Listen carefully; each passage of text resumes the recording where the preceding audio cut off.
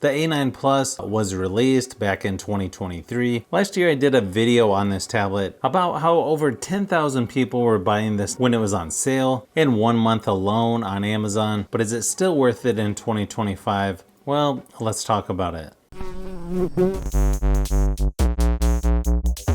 Now that it's been on sale for as low as $149, it makes it one of the cheapest tablets that you can get right now. The base model only has 4 gigabytes of RAM. Good thing is they have another version with 8 gigabytes of RAM, and then you have the option of 64, 128, or 256 gigabytes of storage. Like I said before, I would go with the silver version because I think the blue is a little too dark and it gets dirty a little too easily in my opinion. Nice thing is you can expand the storage with a micro SD card on here as well. Of course, with this being Samsung's entry-level tablet, the display is not going to be as good as some of the other higher-end tablets from Samsung. It's pretty good size though at 11 inches at 1200 by 1920 resolution with up to 90 Hz refresh rate. I think it's going to be fine for browsing online, watching movies, TV shows, although it could be a little bit brighter and have better viewing angles in my opinion. It's probably going to be fine for most people looking to get an entry-level tablet. The build quality is also pretty good on here considering the price. It does look a little bit cheaper compared to other Samsung tablets, but that's to be expected for tablets in this category. When it comes to the battery life, this lasted about 6 hours in my typical battery drain test at 100% screen brightness, so it should last a couple days with mixed use, even longer once you turn the screen brightness down. If you compare this to the new 12.1 inch on tablet from Walmart, this one's definitely better when it comes to battery life.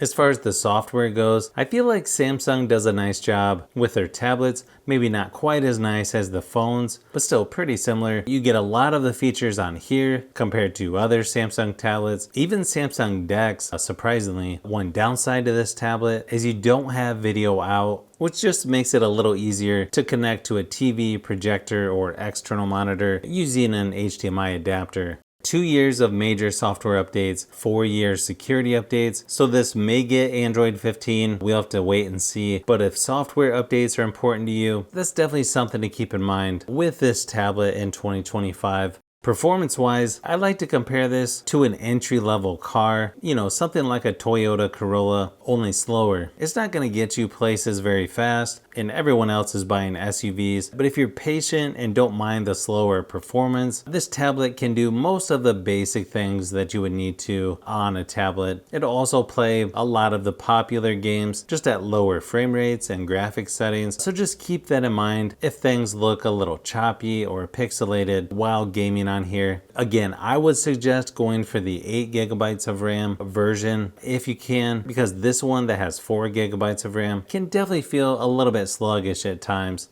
One nice thing is this is one of the few tablets that still has a headphone jack, and the speakers are nice and loud on here as well. It may not be the best quality, but definitely louder than you would think. Here's a quick sample just to give you an idea of how it sounds.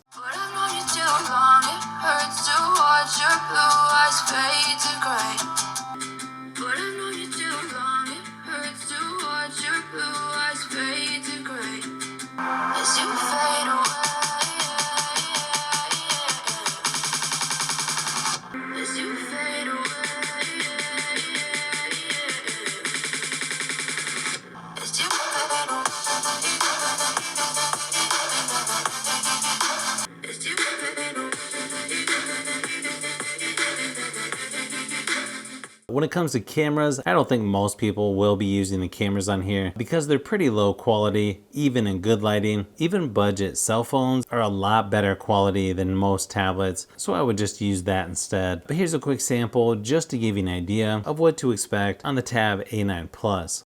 I think as long as you know what you're getting with an entry-level tablet like this, I think this would be okay for most people in 2025. Probably would be a good choice if you just need to do some basic things, or if you have kids. Teenagers might complain about the performance, but they also complain about having to work, and they get paid a lot more than I did when I was their age. I may have to do another video on the iPad 10th generation, which is only slightly more than this one, because that and the Tab S6 Lite may be some other options to consider. And then of course the next step up in most categories would be the Galaxy Tab S9 FE or S10 FE tablets. I also might wait to see if there's a new A10 or A10 Plus tablet coming out later this year. But if you like tablets, phones, and other tech, I've got a lot more stuff that I'm working on, so keep an eye out for those upcoming videos.